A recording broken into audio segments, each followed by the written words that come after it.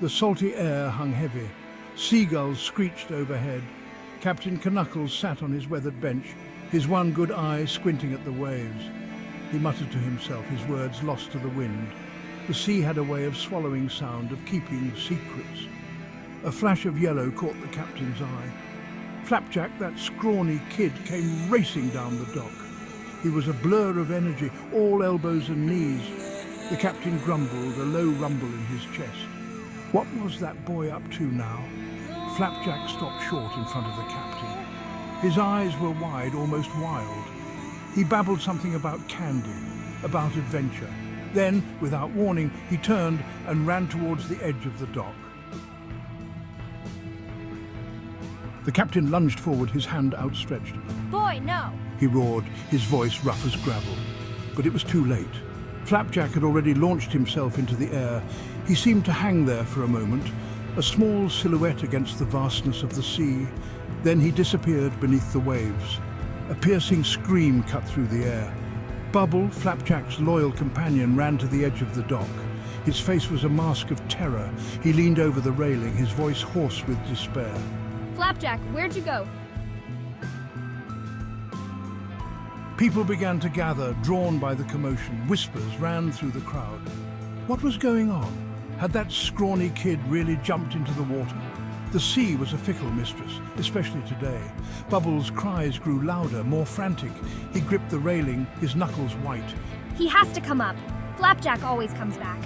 A large hand gripped Bubbles' shoulder. It was Phoenix, the captain's first mate, his face grim. Give it time, lad, he said, his voice deep and firm. But even he couldn't hide the worry in his eyes. Minutes stretched into an eternity. The crowd stood silent, their faces etched with a mixture of fear and morbid curiosity.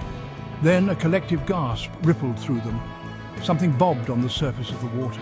Two sailors rowed out in a small boat. They pulled the limp form aboard. It was Flapjack. His skin was pale, his eyes closed.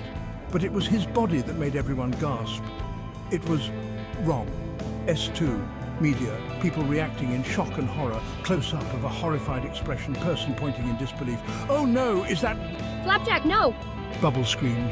He lunged towards Flapjack, his face twisted in grief. But Phoenix grabbed him, his grip like iron. Don't look, lad, just don't look. But it was too late. The image of Flapjack's mutilated body was seared into everyone's minds. His limbs were twisted at unnatural angles. His skin was covered in strange circular marks, and his eyes were wide open, staring blankly at the stormy sky. What could have done this to him? Whispers erupted again, swirling through the crowd like a gust of wind. What had happened to the boy? Had it been an accident or something more? This doesn't look like an accident.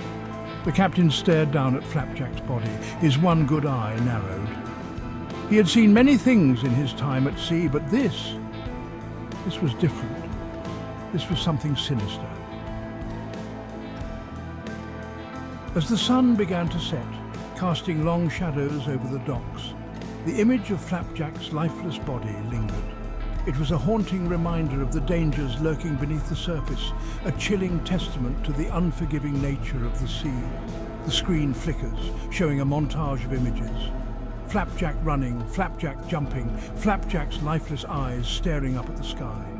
Then a single sentence appears on the screen, stark and white. Candy Island isn't as sweet as it seems.